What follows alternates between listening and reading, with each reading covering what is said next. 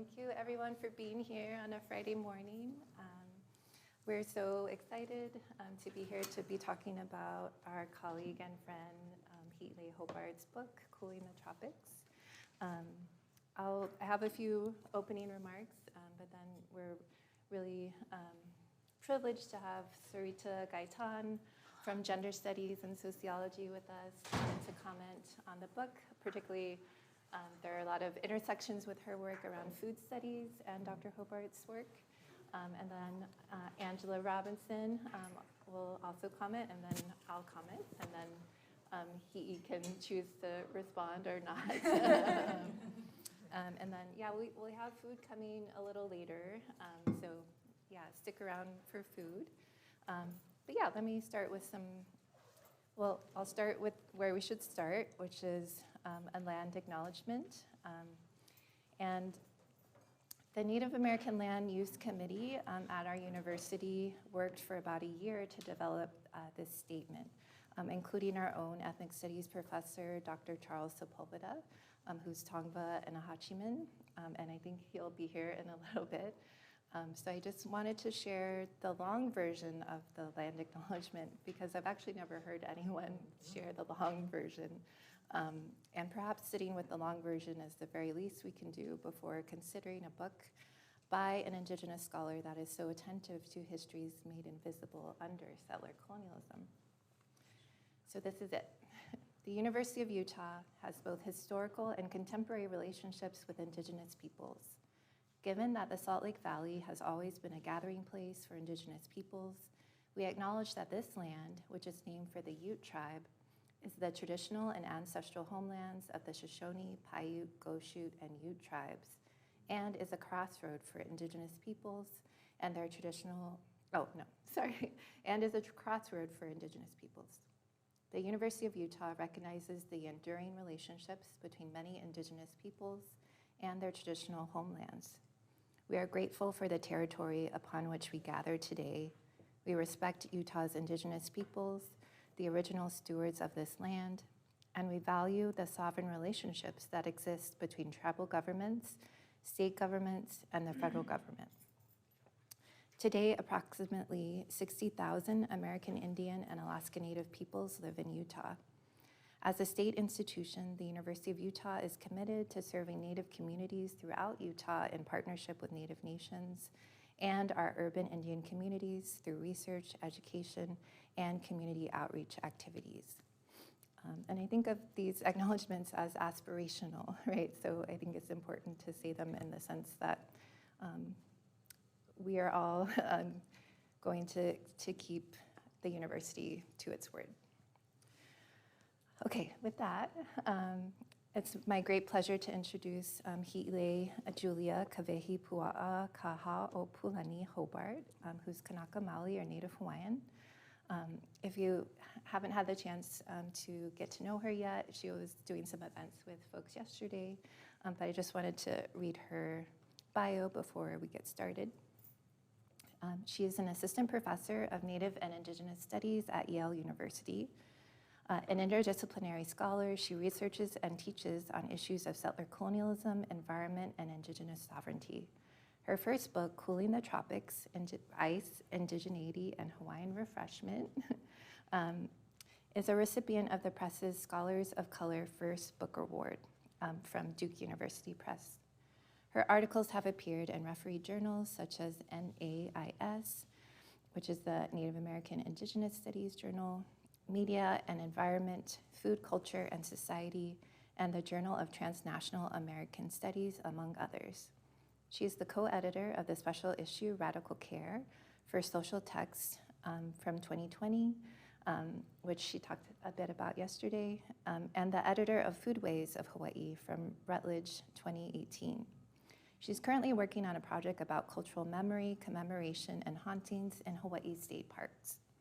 Professor Hobart holds a PhD in food studies from NYU, an MA in studies in decorative arts, design, and culture from the Bard Graduate Center, and an MLS in rare books librarianship and archives management from the Pratt Institute. She joined Yale last year from the University of Texas at Austin, where she was assistant professor of anthropology. Okay, and so yeah, with that, I'm going to let Sarita have the first word. All right. So thank you to our organizers, and thank you all for being here this morning. So earlier this week in my graduate seminar, we read Dr. Maile Arvin's Possessing Polynesians, and it was such a pleasure to closely engage with that text again for I think like the third time with all of its brilliance. And then the thrill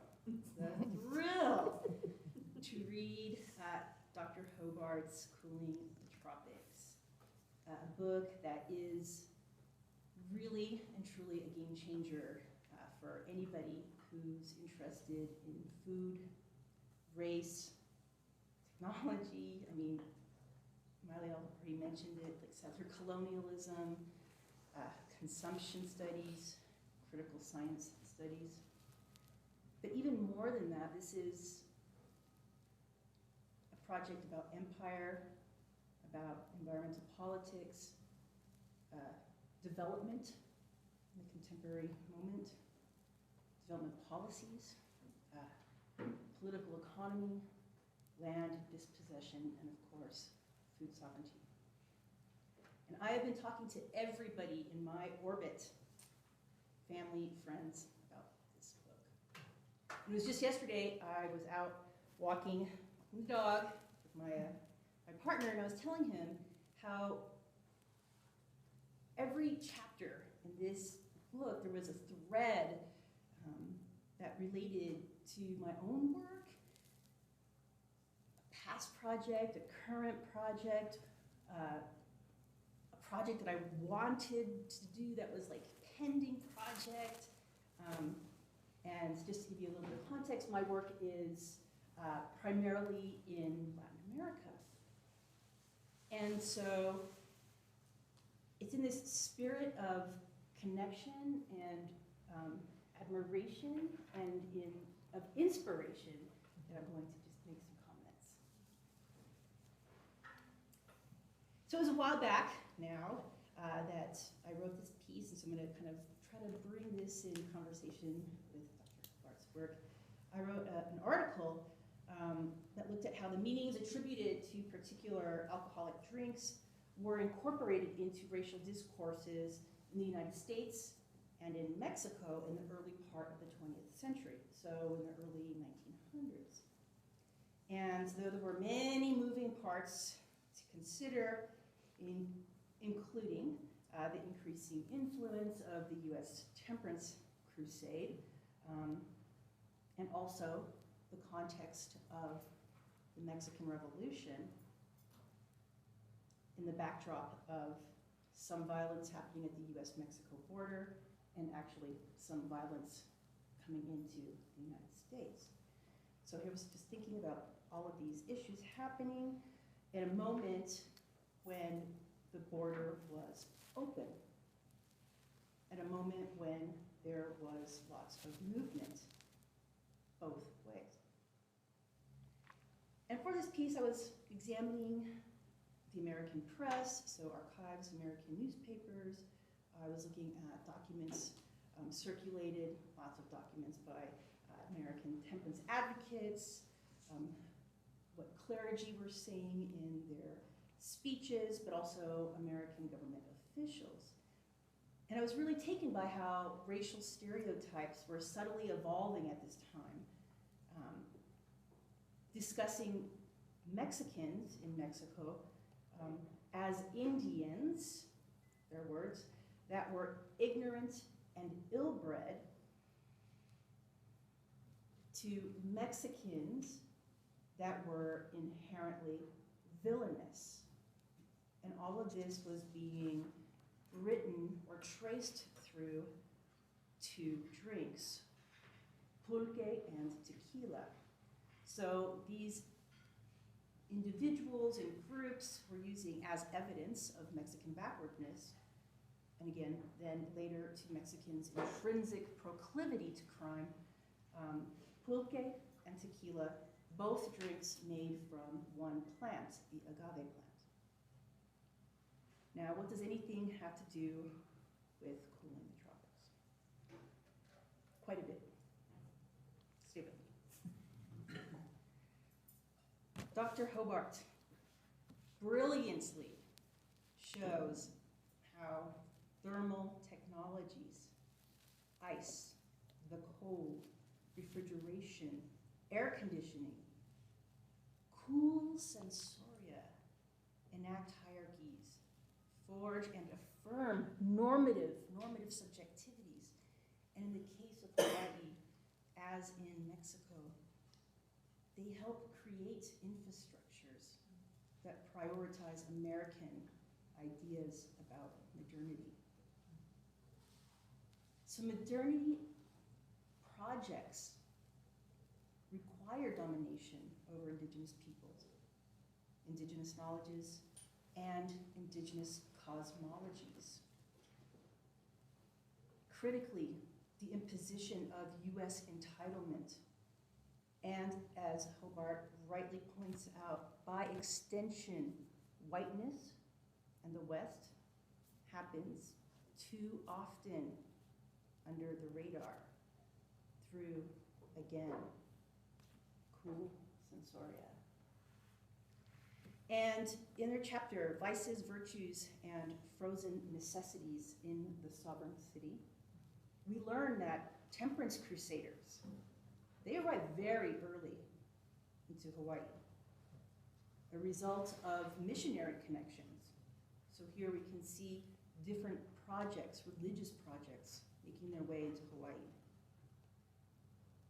One organization, aptly called the Cold Water Army, took up the metaphorical battle against enemy number one, King Alcohol. You can already think about this language of monarchy, right? Enemies. Originating from the US mainland, the group recruited Native youth to their religious society. They sang songs, they read books together, and they walked in parades, marching as soldiers who ethically championed the consumption of cold water over rum. Prepping, perhaps, prepping for a later battle. Later, with the more regular arrival of ice into the islands, and with the discourses regarding coldness and moral purity already in place, other temperance organizations and officials latched on to narratives that advocated the drinking of cold soda water. Cold water and other ice drinks, writes Hobart. I'm going to quote here at length. Well, not at length, just a little bit. It's just so beautiful. I couldn't say it better.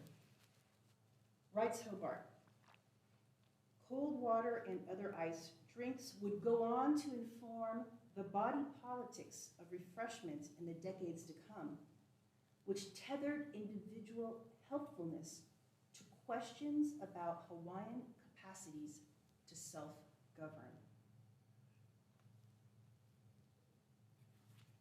All right, so how does this insight connect to my earlier kind of foreshadowing example of alcohol and race in the US and Mexico? So it's with Hobart's insight that I am now realizing so many missed opportunities. But I'll just briefly mention one, a spot that I glossed over in this past project. And then I might very well have to go back and revisit, I think. And while I was pretty kind of okay with understanding why Americans were, I think I have to go back and revisit that part too. But one thing that I was stuck on this project was why Mexican officials in Mexico started aggressively campaigning to eliminate pulque when they did.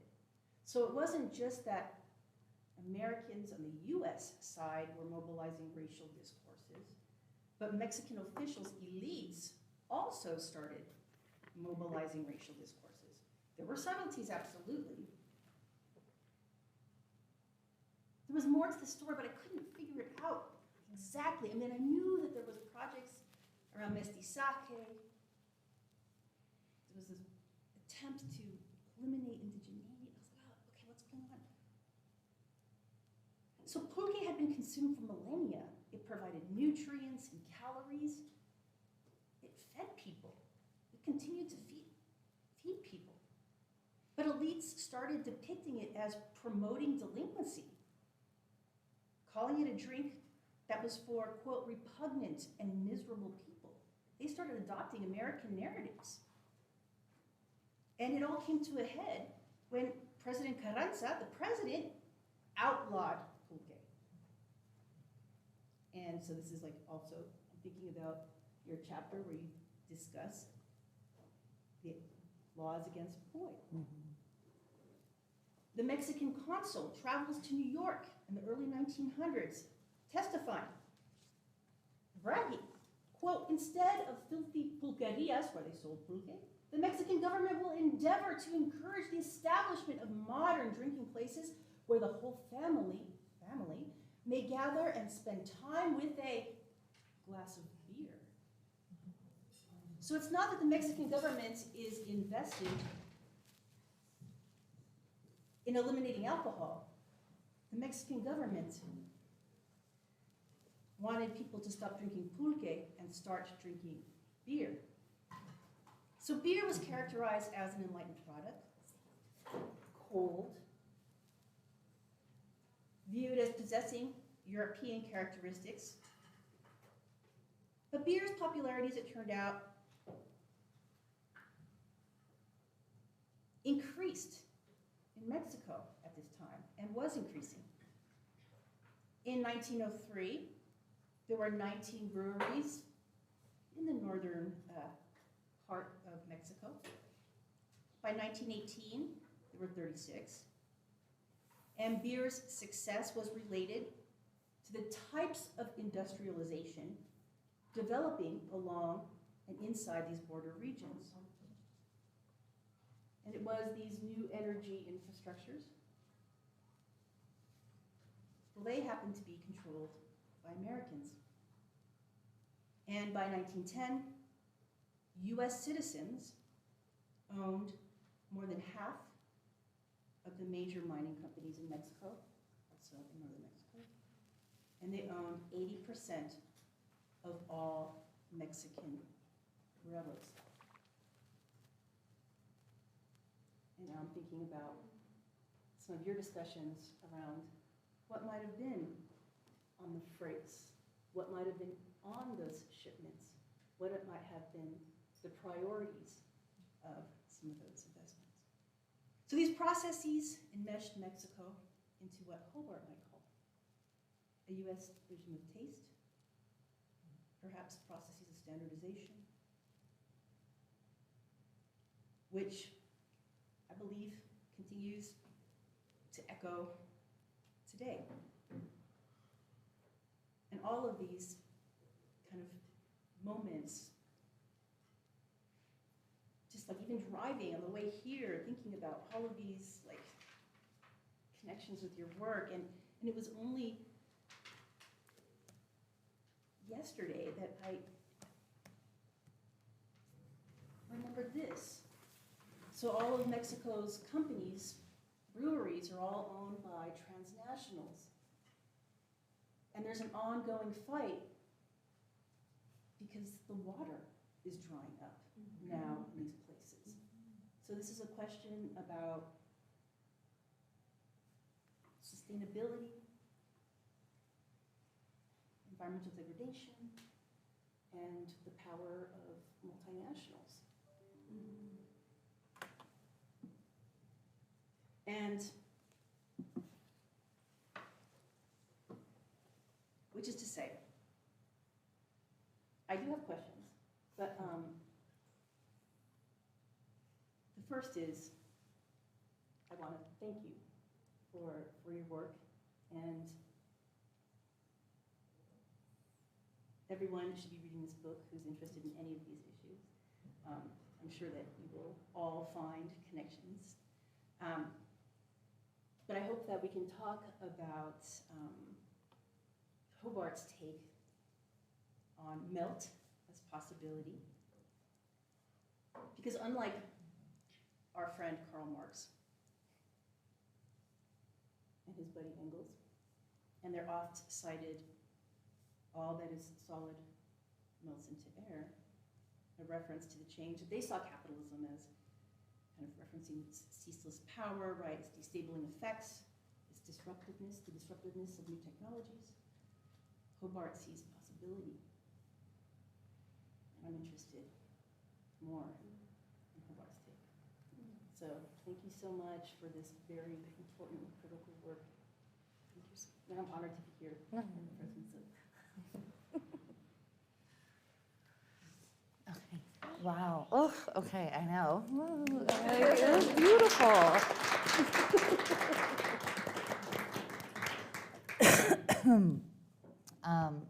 Yeah, thank you so much, Sarita, for that robust and amazing engagement with Hiʻilei's book. I will say my comments are definitely along the lines of a love letter. But first, I want to thank everyone for being here, especially Hiʻilei for joining us today.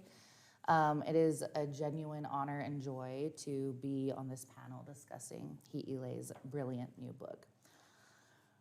When I first met Hiʻilei, I had already known of her. We both had the privilege of being mentored by two amazing Native women. At Columbia, Hi'i worked with Audra Simpson, and at UCLA, I worked with Mishana Goman, two fierce Native feminists that happened to be besties. And so as the unofficial academic mentoring family structure goes, I often heard of my mentee cousin from Mishana and about the amazing work that she was doing.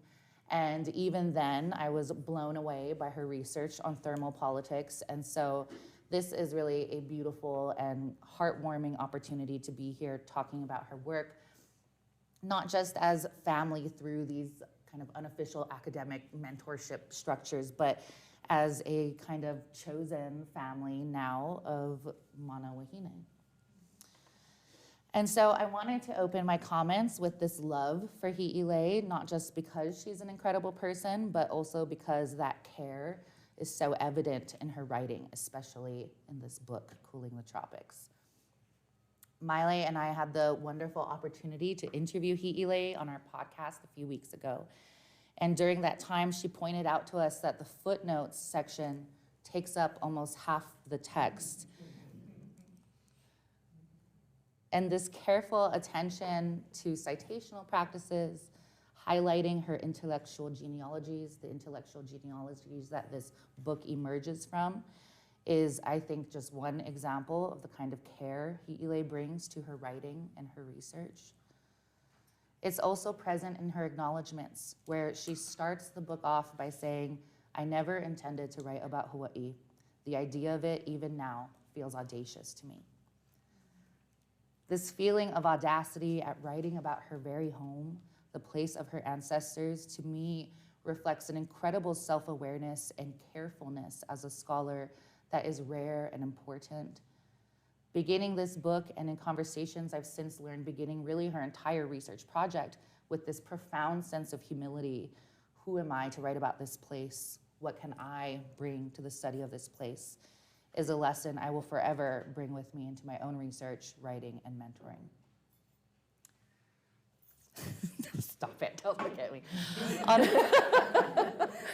On our podcast, we talked a bit about that audacity, hesitation, and questioning that comes with writing about home, or really any space.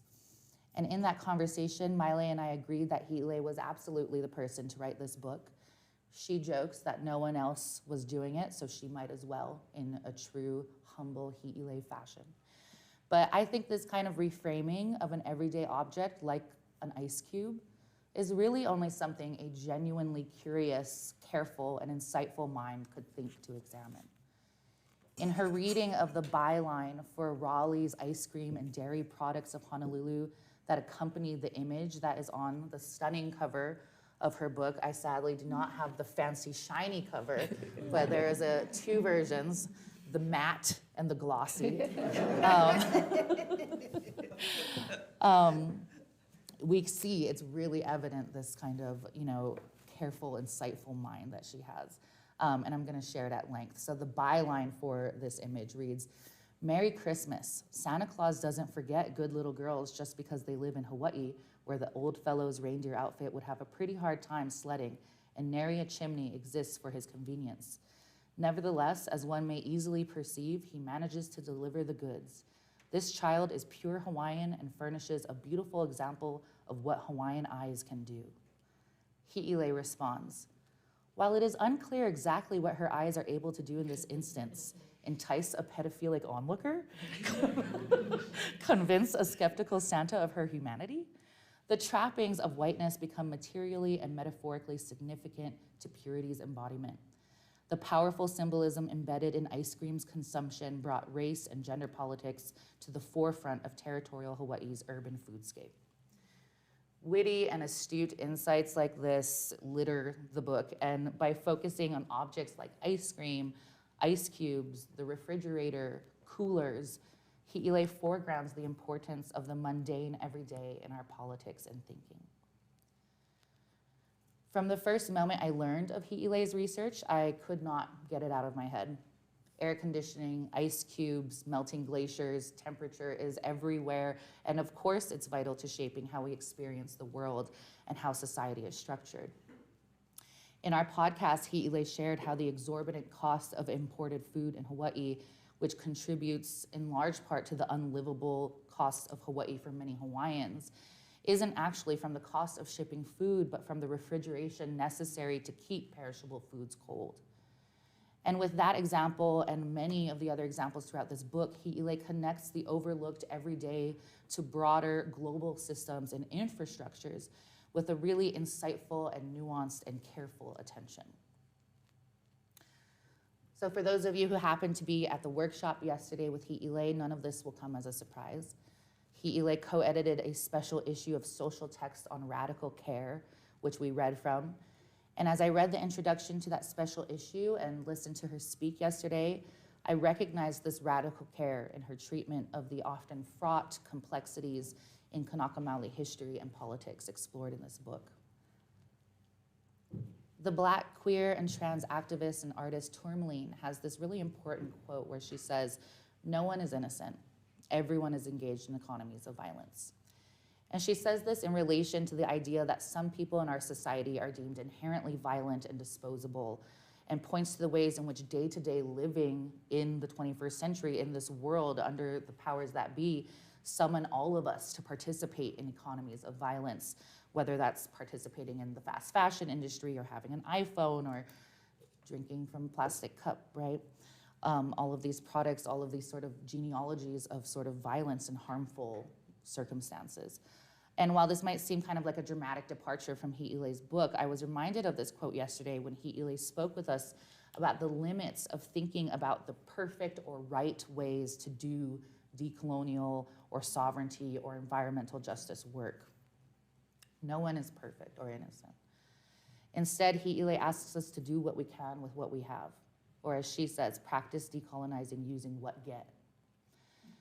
This approach to sovereignty and justice, I think, is precisely the kind of nuanced, generous, careful, and caring thinking that activists like Tourmaline are asking us to consider when practicing and envisioning new, more just worlds. As Hiʻilei argues, the camp meals of spam fried rice at Puʻuhonua o Puʻuhuluhulu o Mauna Kea might not look like the perfect definition of food sovereignty, but they are the on-the-ground enactments of food sovereignty using what get. If we're all summoned to participate in these everyday economies and infrastructures, then we all also have the capacity to rework, reframe, and challenge these very infrastructures in everyday ways. And so those are some of the comments and some of the insights I have gleaned from this incredible book. I would love to hear Hiʻilei speak more about these kinds of broader implications her work shares with social and environmental justice struggles, any connections between this book and her new research. And of course, I want to return to care, which funnily enough is actually the very final word in her book. It is care. And I see it everywhere in this book. I see it everywhere in Hiʻilei's work. But I would love to hear more about how you take it up in your scholarly and teaching practices. And I love you very much.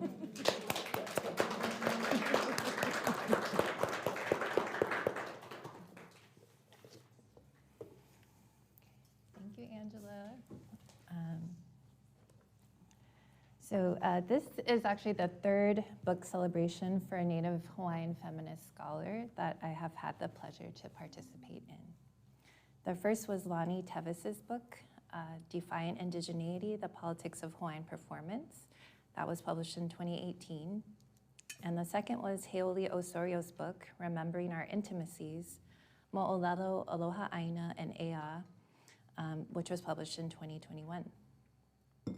Participating in these celebrations is one of my absolute favorite things.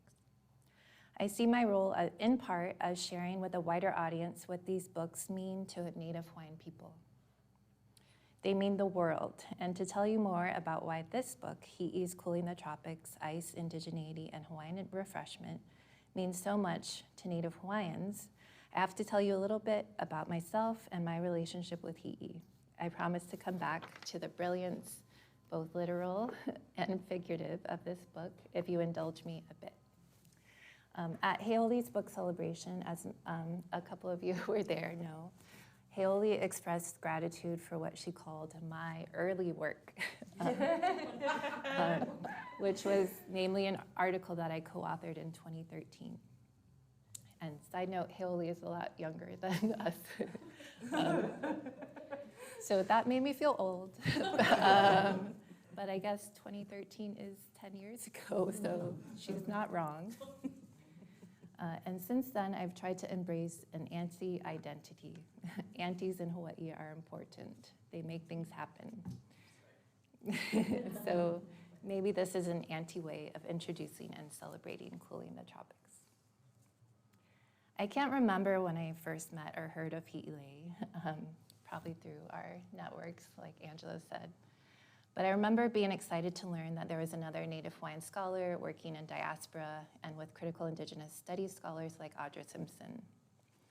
In 2019, Hiʻilei emailed me about organizing a roundtable at the American Studies Association conference that was taking place in Hawaii that year. She and her colleague Maria John wanted to organize a session responding to my so-called love letter, the talk that I gave in 2018 at the Critical Ethnic Studies Association conference, where I asked fellow scholars of color and many otherwise othered scholars to work less. I was so flattered and touched by their desire to further think with that love letter. The problem was I was pregnant. My baby would be 3 months old at the time that the conference would take place. I so wanted to talk about these ideas with Hi'i and Maria and the stellar group of other folks that they had gathered. That conference was also the first time my book would be out, and a book celebration alongside a number of other wonderful books, including Dr. Annie Fukushima's, was planned. My fear of missing out was strong, but also I wanted to follow my own advice to work less. While some friends counseled that traveling with a newborn was fine, like traveling with a sentient potato, I recognized that what I wanted more was to not work while I spent time with my newborn child. Hi'i and Maria were so gracious with that choice, and I heard the session was lovely. When I look back at that love letter, I'm honestly surprised at how much Hawaiian content it has. I opened that talk with the same oli that we shared today, e ho mai, which is, a traditional way of acknowledging our ancestors and inviting in knowledge in a proper way. And in that talk, I also introduced myself and my ancestors in Olelo Hawaii, the Hawaiian language. That was not a common practice of mine in 2018. During the years of online learning due to the pandemic, I've been taking Olelo Hawaii online, but at that time, I had only a vaguely remembered background of 1 year in high school. So how was I audacious enough to chant in front of a big crowd by myself, to talk about kapu and haloa and introduce myself in Hawaiian, even though I had to check that again and again to make sure it was correct? And ultimately, what I think enabled me to be so bold, to actually want to share so much of myself and my people, was the fact that I was not the only Native Hawaiian or Pacific Islander professor here at the University of Utah. I started the job here in 2017 at the same time as Dr. Hokulani Aikau, and we joined Dr. Kalani Raphael, who's also Hawaiian, and he's a real doctor in the med school, and Dr. Adrian Bell, who's Tongan. And both of them, alongside Matt Basso, were essentially involved in establishing Pacific Island studies here. So prior to taking this job, I had almost always been the only one, the only Native Hawaiian graduate student or postdoc or faculty member, as far as I knew, on the many University of California campuses that I traversed. Hoku and Kalani recognized me and valued me as a Native Hawaiian in ways that really changed how I felt I could represent myself. A year or so after Hi'i organized that panel about my love letter at ASA, I was asked to review her book manuscript before its publication by Duke University Press. This review, for folks who might not know, it's really important. It determines whether or not a press will publish a book, and it's one of the only times a scholar will get rigorous, in-depth feedback on their book. This was the first book by a Hawaiian scholar I had been invited to review in this way, and I was excited to accept. This book from that first full draft taught me so much about areas of Hawaiian history I had never thought about. That societal ideas about temperature, climate, and food are significantly shaped by settler colonialism should perhaps not be surprising to another Hawaiian scholar of settler colonialism, but Hi'i's work did surprise and impress me. I appreciate how clearly the book repeatedly states, this is not a story about how ice first arrived in Hawaii. While folks outside Hawaii often find the presence of snow on our highest mountains, on Mauna Kea and Haleakala, funny because of how deeply ingrained the idea of Hawaii as a tropical paradise is, Hawaiians know that the snow on those summits is part of their sacredness, and evidence of the presence of one of our akua, or goddesses, Poliahu. And while perhaps it is common for those of us Hawaiians living on the continent to laugh when our moms back in Hawaii tell us it's so cold there, when temperatures dip into the 60s, this book asks us to take seriously how Hawaiian understandings of cold and coldness both have and have not been impacted by settler colonialism. This book, as Hi'i writes, is about the cold's ongoing significance both as a form of dispossession and as a site of decolonial practice. Indeed, the book carefully documents how the use of ice in cooling food was an exercise of both indigeneity and modernity, as with other embraces of modern technology.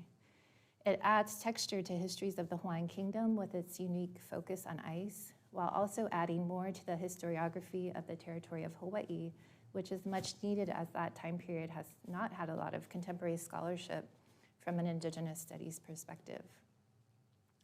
Hi'i powerfully argues that introducing cold drinks and foods was a way for white American settlers both to make Hawaii feel more like home to them and to further emphasize how uncivilized Native Hawaiians were for not using ice correctly, and perhaps more broadly for not appreciating white settler norms of climate, temperature, taste, and sensation. I love how the book ranges over the history of commodity ice, ice manufacture, ice cream, and shave ice, as each of these interlinked histories is fascinating and offers unique points of analysis related to the history of settler colonialism.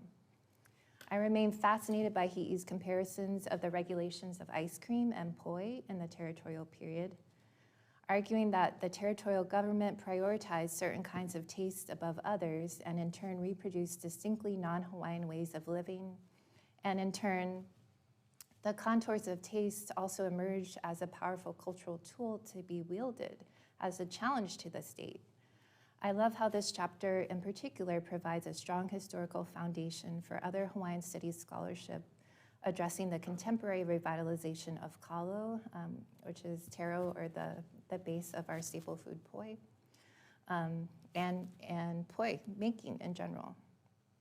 I'm also so taken with how the book addresses histories of alcohol and the temperance movement in Hawaii, as Sarita shared a bit about, which provides us with a strong historical foundation for better understanding and critiquing stereotypes that have existed since the 19th century about Native Hawaiians as drunks. The book helps us think critically about who is allowed to relax, to enjoy refreshment in Hawaii, and persuades us that settler colonialism has shaped these things even before Hawaii's economy became dominated by the tourism industry. But Native Hawaiians are also asked to self-reflect too. The book asks us to think about the invisible caretaking labor of keeping food fresh and safe during important movements like the long-standing camp Native Hawaiians established at the base of Mauna Kea in 2019 to stop the construction of a 30-meter telescope on our sacred summit. In so many ways, the book opens our eyes to not only how settler colonialism shapes so much of what we take for granted, but also precisely because of that pervasiveness, how many opportunities there are for challenging settler colonialism in big and small ways. The other day, I saw a photo on the internet of what was called the Sisterhood, a collective of Black women writers and artists that was taken in 1977. These included Nana Maynard, Nkosi Sanj, Louise Merriweather, Verda Mae Smart Grosvenor, Alice Walker, Audrey Edwards, Toni Morrison, and June Jordan. It is so lovely to see the big names in that list in relationship to each other, to imagine their friendships and frenemies, the gossip that they shared. But most of all, it's powerful to see that they supported each other, and I have to believe that support made all the difference for so many of them. I hear how self-indulgent this comparison may be. I am no Toni Morrison or June Jordan, but Hi'i, Angela, Kehau, and I are so privileged to be part of a group of Native Hawaiian and Pacific Islander feminist scholars, and the gossip, the advice, the affirmation we provide each other is life-saving.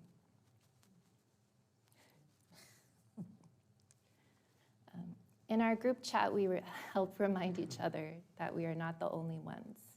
And even more than that, that we do not want to be the only ones, the pure representatives of our diverse peoples. We want everything for all of us.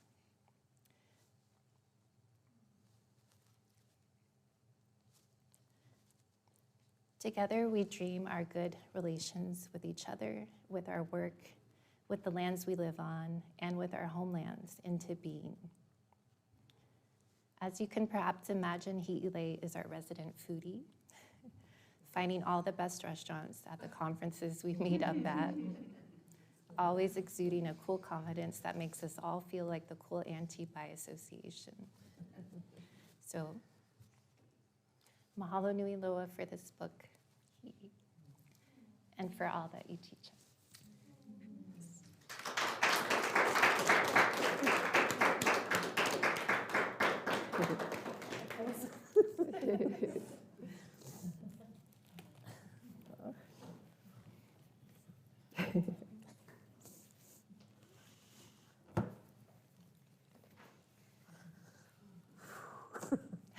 Well, I knew I was going to cry, just didn't know when I was going to start. And now I'm pretty sure it won't stop. But these folks have seen me, like I cry in audiences, so it doesn't take much. Let's see, I have been trying to think about what I would say today about this book. But I think the best place to always start is with gratitude. Books are a lot of labor, and so much of the time you think it's the labor of the author, but it's not. It's the labor of all of the people that get that author through the writing of the book, and then what happens after. And it takes a lot of work. It takes a lot of work to be an interlocutor. It takes a lot of work to be a cheerleader. It takes a lot of work to bring a friend, halfway across the country to help celebrate them. And these things are done so selflessly. So I'm very happy for that. I don't know how to talk. I'm just happy. A little mouse.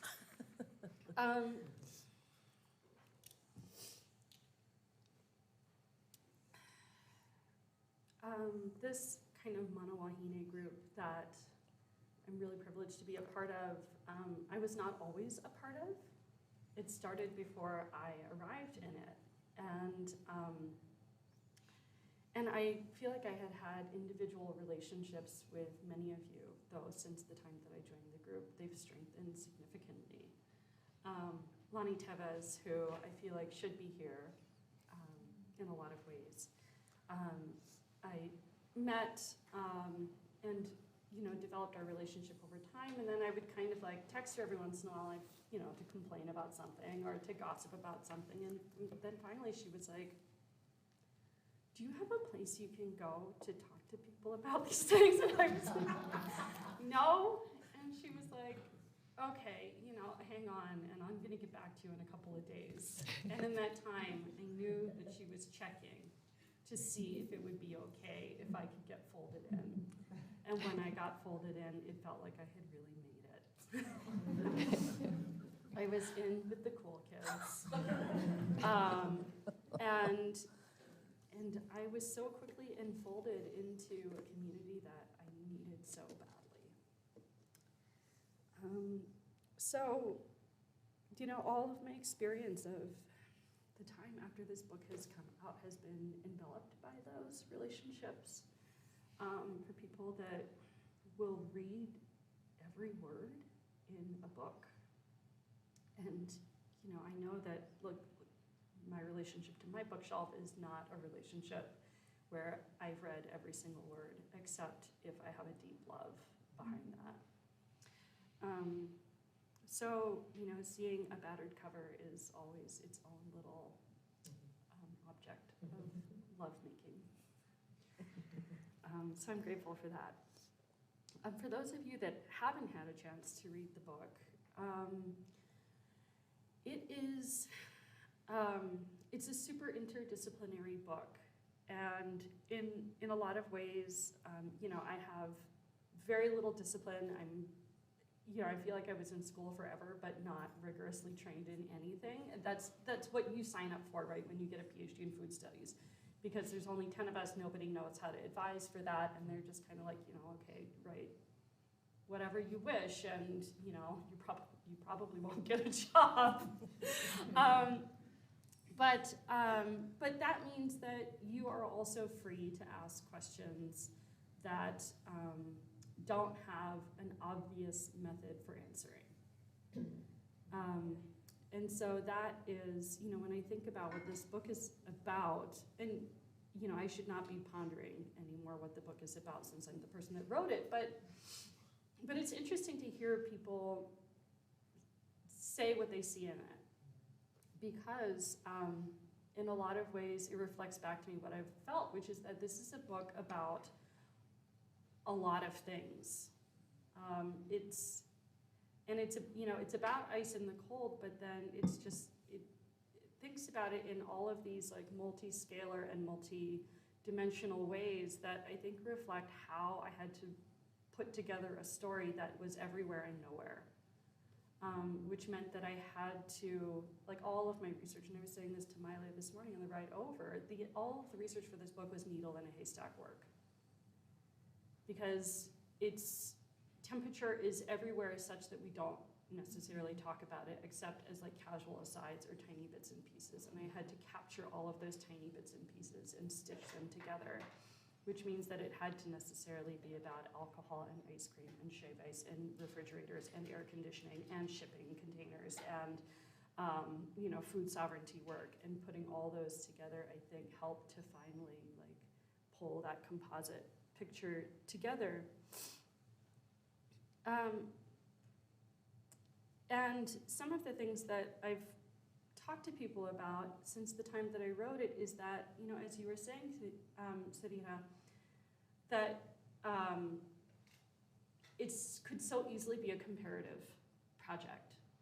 And when I talk to people, they're like, oh, that reminds me of this place, that reminds me of this place. Like, it could be about India, it could be about South or Central America, it could be about the Caribbean, it could be about all of these places that struggle with temperature.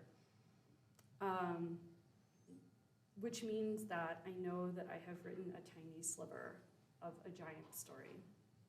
And that tiny sliver occurs really within almost 10 square city blocks. It's a very tightly bounded project. In a place where people think about temperature in really idealized ways. I think it could have been really easy to write a book about cold things in an incredibly hot place, and this is actually writing a book about cold things in a place that people think about as perfect. And yet temperature dominates how people interact with that environment.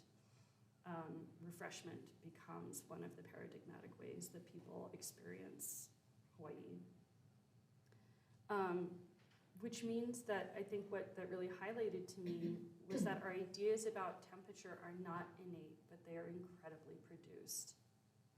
And I think that was the hardest thing about initially describing to people what I was trying to say in this book, because I'd be like, you know, there's this coloniality about cold drinks, and there's this coloniality about shave ice or ice cream, and people would be like, well, you know, also it's just like kind of good.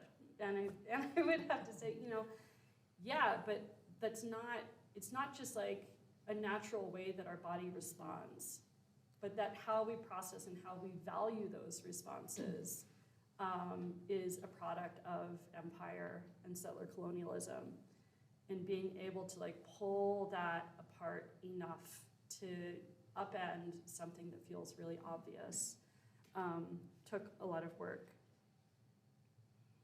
Another thing that I think is worth saying about the process of this book is, you know, so much changes across like a dissertation to what ends up being a monograph, such that you think you're writing a project about one thing, and then over the next 5 years it turns into something really different. And so the book ended up being about something I didn't realize it was about until the end. And when I started writing the book, none of the stuff had happened on Mauna Kea.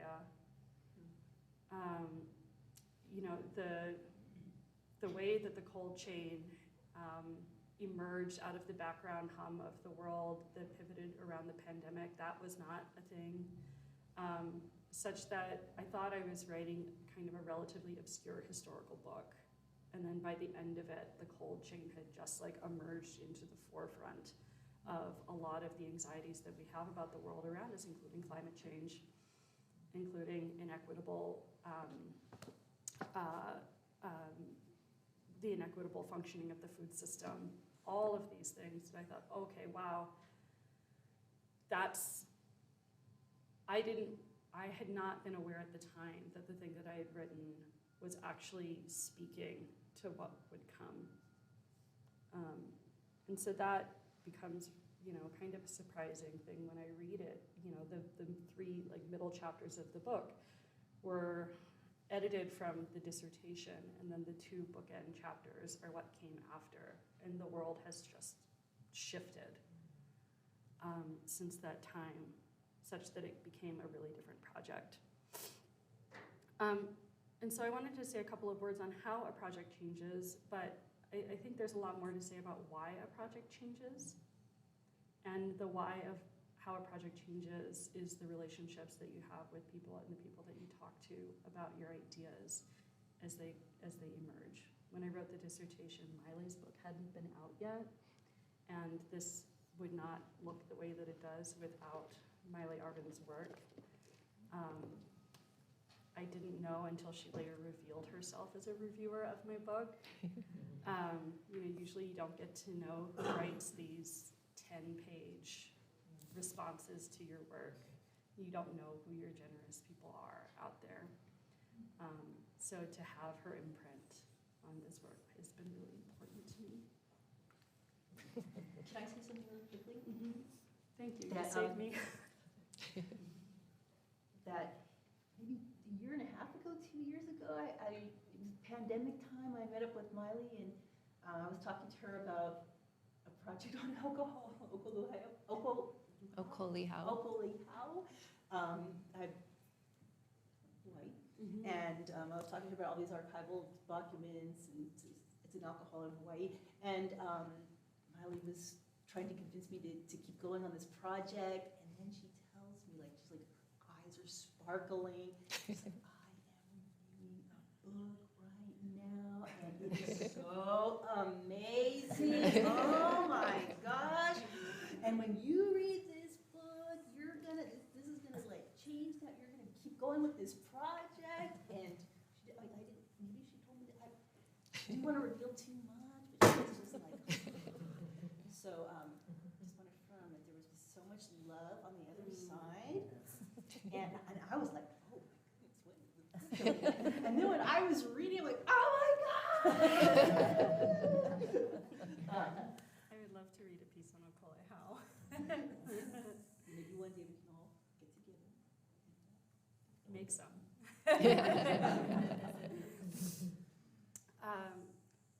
Yeah, so I feel like I've been talking for a long time, so I want to wrap it up. When the book came out, I wasn't sure how to feel. I think there's something really terrifying about a book going out into the world. It's like when people see, when you write yourself into these projects such that when people formulate opinions about the book, it really feels like they're responding to who you are. And so that felt really scary to me, and I kind of wanted to like hide. I'm really grateful for the insistence that you both had that I need to celebrate instead. So I'll shut up. But thank you. This has been really, really wonderful for me.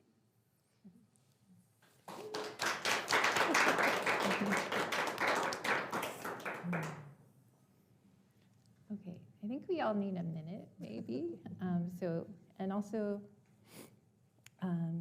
So I'm going to facilitate Q&A in like a very particular way. That's a model that's shared by one of our colleagues, Eve Tuck, who calls this an Indigenous feminist approach to facilitating academic Q&A. And she actually just invites the audience to take 5 to 10 minutes to talk to each other and to use the time to peer review your questions.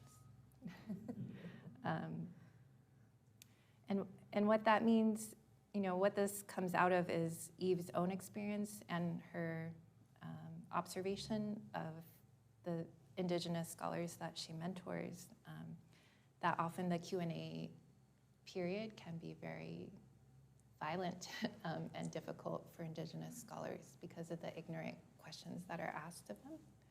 And I think I know everyone in this room, so it's not that I expect that those kinds of questions are going to pop up here. But I just think it's a good practice, and I would like to share it with you. And so yeah, we're going to take a break for 5 to 10 minutes. You can talk to each other. Some of Eve's suggestions about asking a good question include, make sure it's really a question.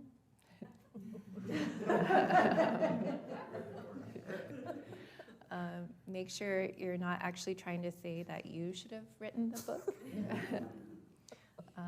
Figure out if the question needs to be answered in front of everyone. And the labor of writing this book is a lot. So think about if your question is asking Hi'i to do more work that really you should be doing. And Eve writes about this process that people kind of laugh it off, but once they realize that I'm serious, that the expectation is that they are thoughtful about the quality of their question and whether it really needs to be asked, it often helps to make the conversation much more satisfying.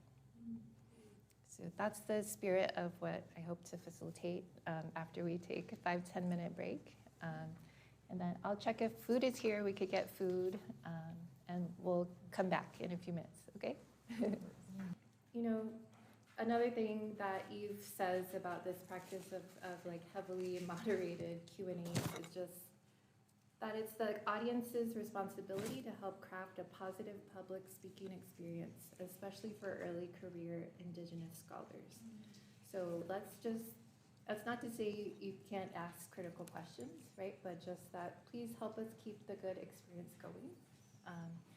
And you can ask questions. You can also, you can also just share appreciation. That's also a contribution. So again, just reminding you of those things. And I think the first question or comment we'll take, I'll ask that it be from a Pacific Islander or another Indigenous person.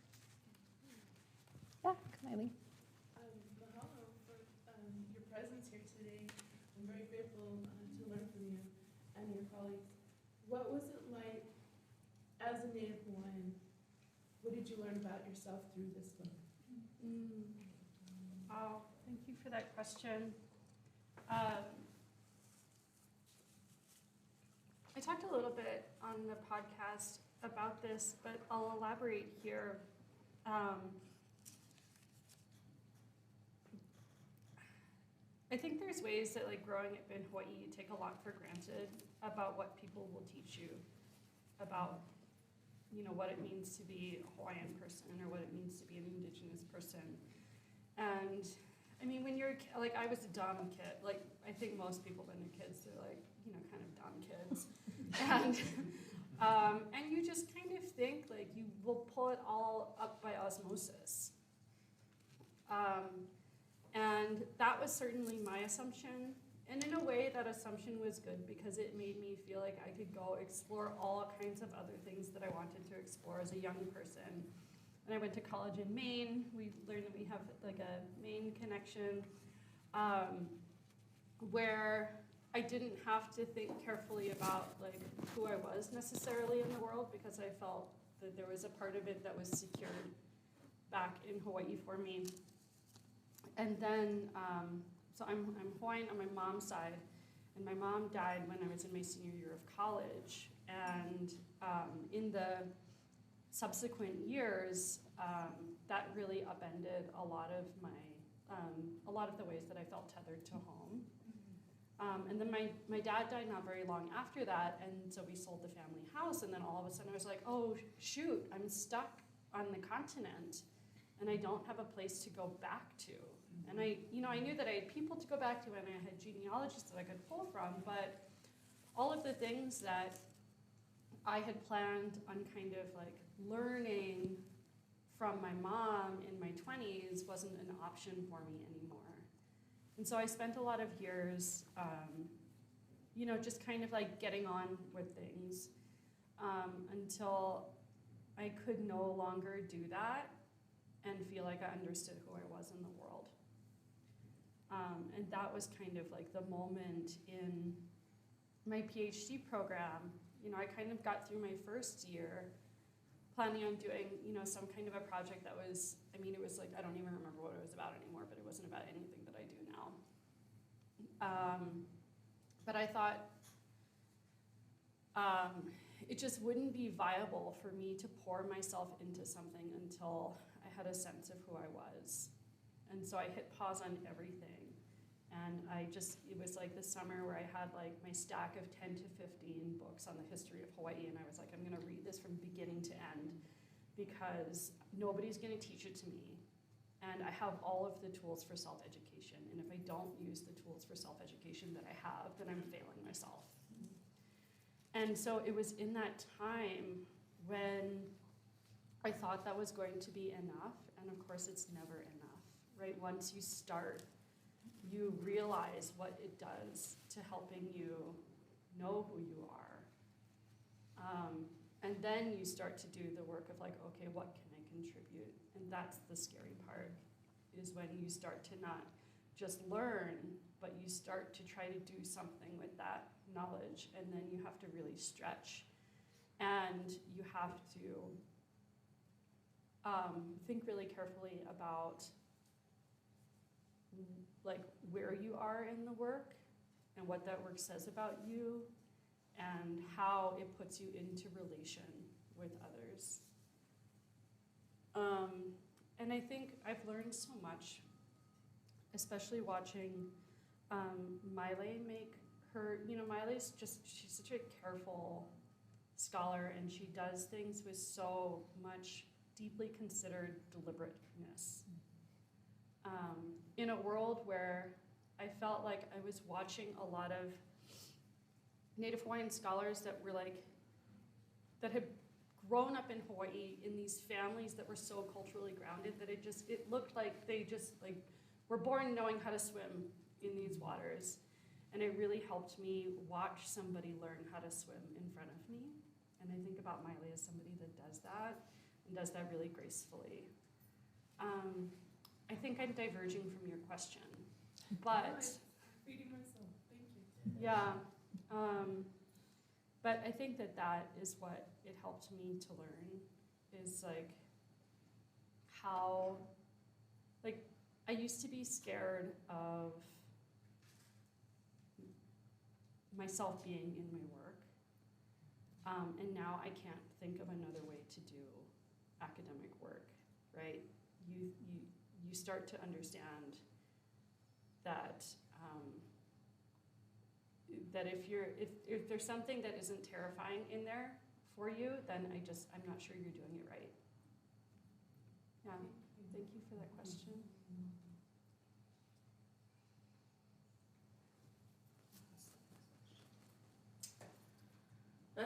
Mahalo nui loa. Thank you so much for your brilliance. And I know that Maile had talked about this is like the third book celebration of a Native Hawaiian feminist scholar. But I really want to say that as someone who's in the throes of producing a monograph, I just honestly, I really appreciate each and every one of you who have made it and provide pathway for the rest of us to tell us that we can do it as well. And it takes incredible kuleana, as you have already mentioned. But my question is about your future research or your current research. So if you could tell us a little bit more about that, and is there like a genealogy from this project to that project? Oh yeah, thank you. Yeah, I think that there's a moment when you finish your book where you're like, oh my God, I don't know if I'm ever gonna have another idea again. Maybe I'm just a one idea person.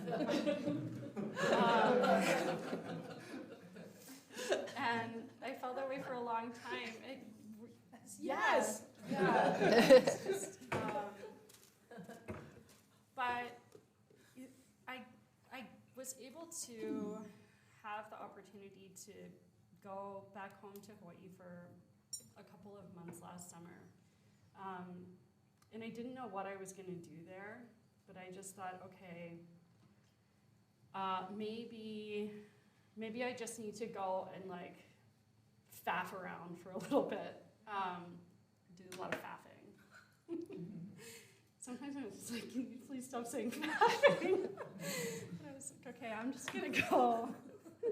I'm just gonna go, and I don't know what I'm going to do, but I knew that, now that this book is done, I want to write myself home even more. And one of my friends who I love very much and learn a lot from says that your second project is when you really write yourself back home. So I thought, well, I'm gonna see where that takes me. And so a lot of the things that I've been thinking about lately are my mother. And so I was like, I'm just gonna go to the place that makes me feel close to her, and for me that's the Pali Lookout, the Pali Wayside Park, mostly because in Kailua kids know how many hours you spend sitting in traffic on the Pali, right? And it also ends up being the place where you build your relationships with the people who are driving you around when you're a kid. So I thought that I was gonna write a project about tunnels and roads or something like that, but then I just started spending time in these parks, thinking about the histories of these places. And the Pali is really important because it becomes the site of like one of the most like violent and final battles to reunite the islands into one polity in the late 1700s.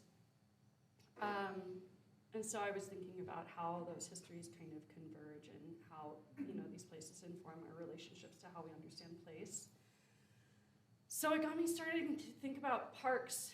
And one thing that I noticed was in the, like once Hawaii becomes a state in 1959, the state of Hawaii can start to access all of these federal funds for infrastructure projects. And they use a lot of that money to build roads. But the other thing that they use that money for is to build parks.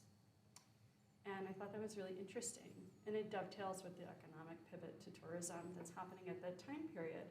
But I thought, oh, why parks? Like this doesn't feel obvious to me.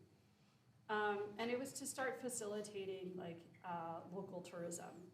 So they have all of these resorts for like mainland tourists to come in, but they're like local folks can't afford to go to the resort. So like we need to build places for them to camp. And there's all kinds of racialized ideas about Hawaii's also anticipated pivot to like an increasingly whitening population, because they're like, oh, brown people only like going to beach parks, but like white people go hiking. So we need to like make infrastructure to facilitate the whitening of Hawaii, which is wild to prepare for whiteness. And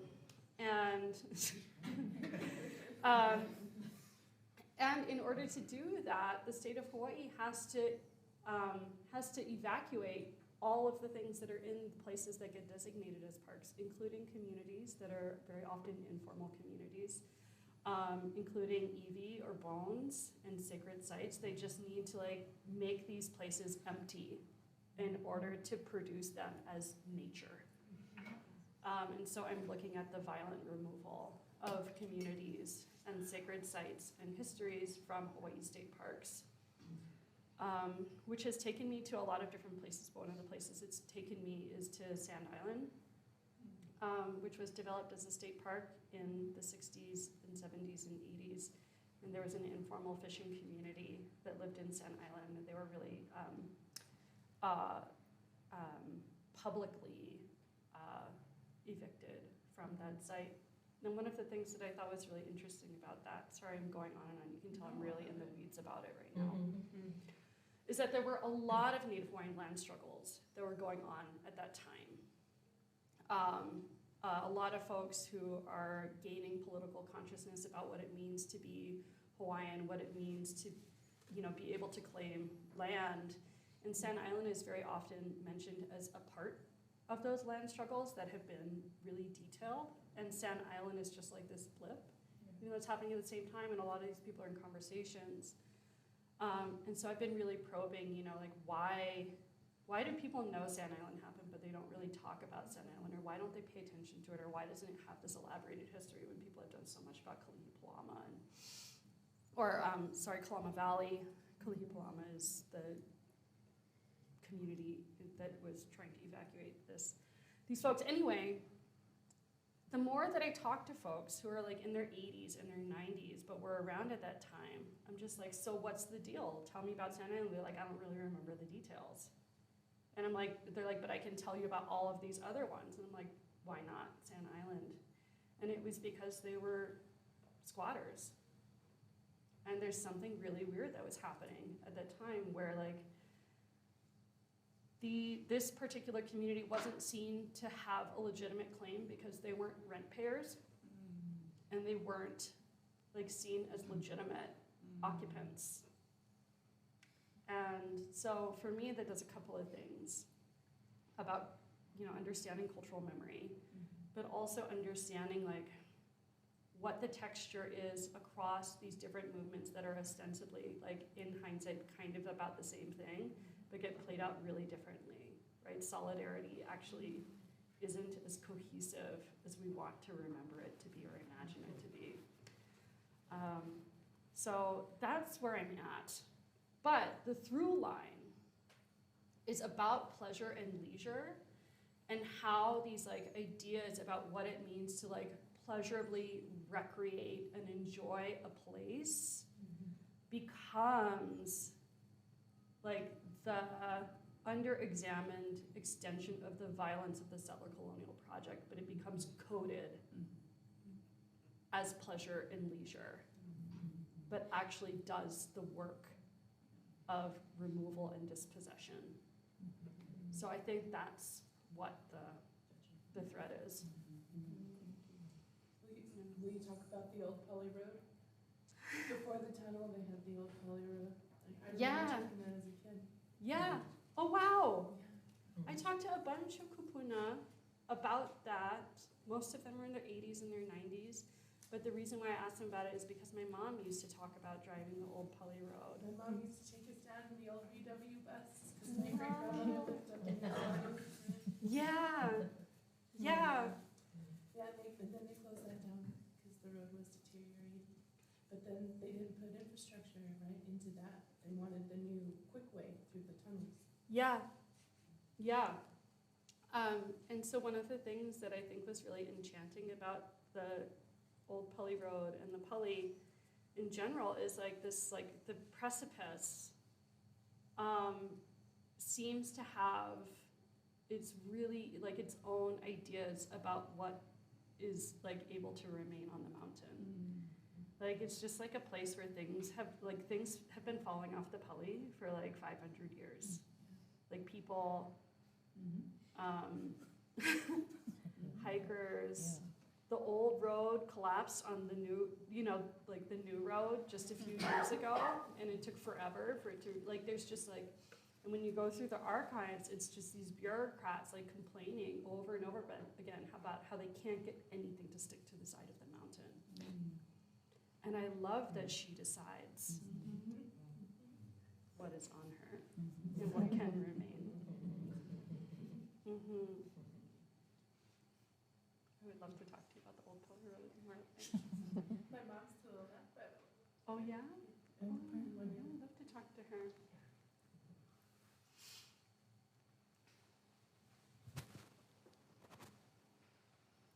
Other questions or comments?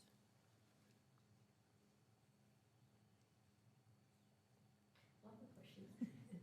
So I'm already in love with this book, and I want to point to a part that I really, really liked that felt so generative for me, and I wondered other instances of this. So this is on page 139, you're at the bottom. You're talking about the sound of the generator, and people are in the kitchen, right, and they're so used to the hum and the sound of the generator that they don't even think about it until it fails, until it stops. And then all of a sudden, people spring into action. And I'll just say as a sidebar, one of the things I loved about the epilogue is the sort of scene painting that you do. It's not like you scene paint and then you theorize.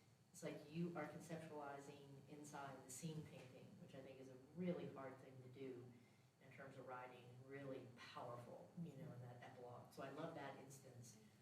So I guess my question is, were there any moments in writing the book where you felt moments of generative failure, meaning you're sensing a relation, maybe it's back to a sensorium, you're sensing something you want to talk about or give language to, but the language that you have at hand fails that instance, which in a weird way amps the materiality or the power of that relation that we haven't yet seen or given language to.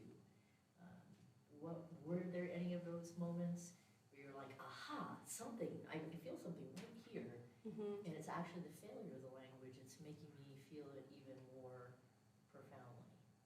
Oh, thank you for that question. I think that there was a lot of things in the book that I didn't understand the first time I came across it, but one particular instance that comes to mind is in the chapter where I talk about like the emergence of like ice making technology that's in Hawaii, so like ice machines and then ice factories. Folks start writing about Kanaka Maoli encountering ice and these narratives that like they don't understand it, or they're getting really confused about it. And so I found these like blips where people were talking about how Hawaiians, when they encountered ice, they would complain about how burning hot it was. And like the subtext of that was that they're too dumb to understand temperature. And this was a moment when pivoting to the Hawaiian language archives was really useful. And I found this particular story that was printed in Hawaii in the 1870s, where somebody's talking about like this scene on the US continent. It's like this winter scene, and it's this Hawaiian guy, and he's watching these two white children play in the snow. And he's wondering about like how it's possible that these children are like having fun and enjoying themselves and playing when like in the winter he's looking around, he's like, everything here is dead, right? How are they having fun in this place where like the trees are dead and the grass, like it's just like this this interesting way of thinking about the winter, which resonates, I think, with the Hawaiian who experiences winter in Hawaii. And then he says,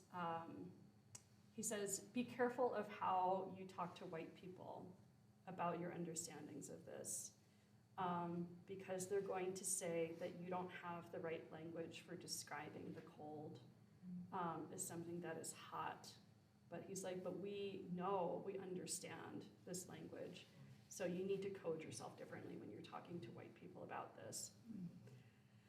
And that was really useful, right? To not only see them affirming that their descriptions of the cold were correct, but also understanding the lack of translation or the lack of understanding for white people that would be inclined to see them as unknowing or stupid.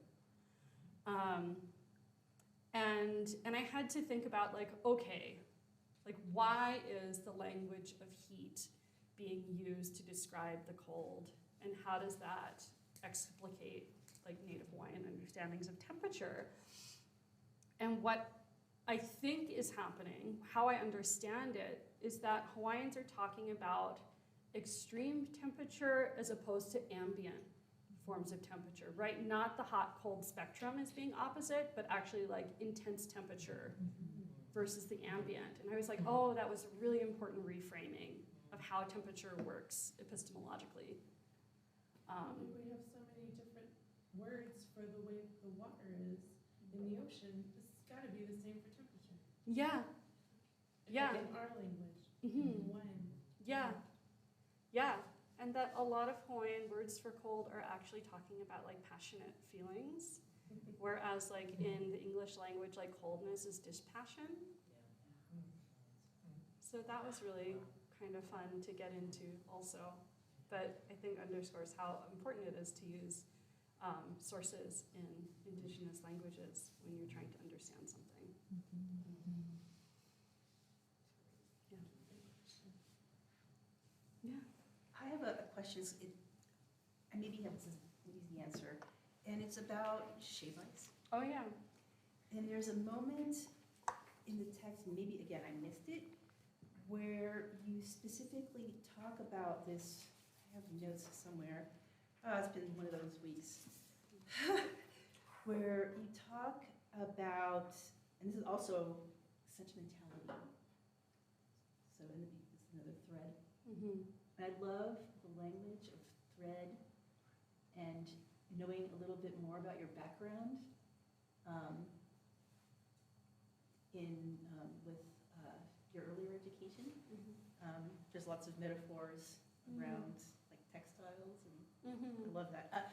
But sentimentality and shave ice, that it's around as a moment in between the 1970s and 80s where it suddenly, you say, becomes, quote, an emblem of pre-statehood nostalgia and a promise for harmonious post-statehood futures. And I wonder, like, what is it about that period of time that shave ice turns into this sentimental national pre-statehood / post-statehood, where it starts to balance these things. Because I feel like in my own work, I've noticed like moments where things are shifting, and I'm like, what's accounting for? Like, is this about an economic shift? Is it a global phenomenon? Is it a very localized moment? What do you reckon? Yeah. Shave ice was something that I really avoided writing about. I think because when I wrote the book, there's a lot of food stuff that people immediately like attach to like local food, local identity, all of the stuff that we have like really nice, warm, fuzzy feelings about. But I wanted to write a book that centered Kanaka Maoli histories. So I was like, I don't really want to do shave ice. And then I got to the point where I was like, oh shoot, I don't think I can write this book without writing about shave ice. It's going to be like what people ask me about. So I thought, okay, I'll see what I can do. And then, my background is in library science, which meant that like this whole book was like writing. I was like, if anybody can research the hell out of this, I can do it. It was really hard. It was a real pain in the ass. If it was shave ice, I was like, I'm going to do that too. Off I go to the archives, and I found nothing. Like, just came up with nothing. And I didn't understand why, because we know that shave ice has been in Hawaii for a really long time. We know it's been massively popular with people for a really long time. And like, how come there are no records? And so I was going through every archive I could find. I was turning to the newspapers also, and I was like, there's nothing in the newspapers even. And so finally I was like, okay, I'm just gonna like zoom out and I'm gonna look at the metadata. And I was like, I'm gonna pull the keywords, and I'm just gonna I'm gonna make a graph, like a stupid like Excel graph for keyword hits. And it was like pretty much flatlined until the 1970s, when all of a sudden it like skyrocketed up. And I was like, I don't understand how come this becomes discursively important in the 1970s. But it happens right at the time when Hawaii is feeling the post-statehood influx of outsiders, and shoring up local identity becomes really important, right? Having a prior claim to Hawaii, which is, in a complicated way, kind of papering over or including Native Hawaiian claims. And shave ice is the perfect thing to use because it is an edible rainbow.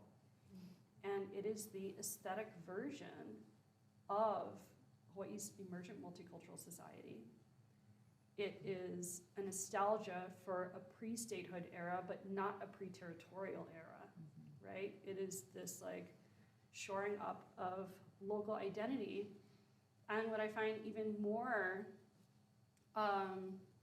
surprising about it, or not surprising, but like significant about it, is that it is sugar and ice. It is these two food industries that have done the most work to dispossess Native Hawaiians, and it becomes encapsulated in this rainbow. So that was really interesting to me. Yeah. And Dole Whip. I know. I feel like I need somebody to write about Dole Whip, and then I can, so that I don't have to do it myself. But sweetness and coldness, and but it's sweetness and coldness that gets recoded in a way that decenters whiteness, and that becomes so important. Oh, thank you. I know. I feel like I'm talking to you. Resilience of the people. Yeah. Matsumoto's making in the book? A little bit, yeah. Just to mention. I think we have time for one more question or comment.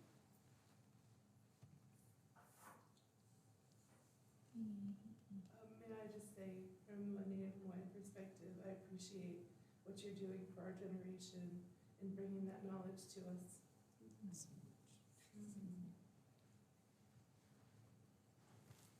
Okay. Yeah, all time.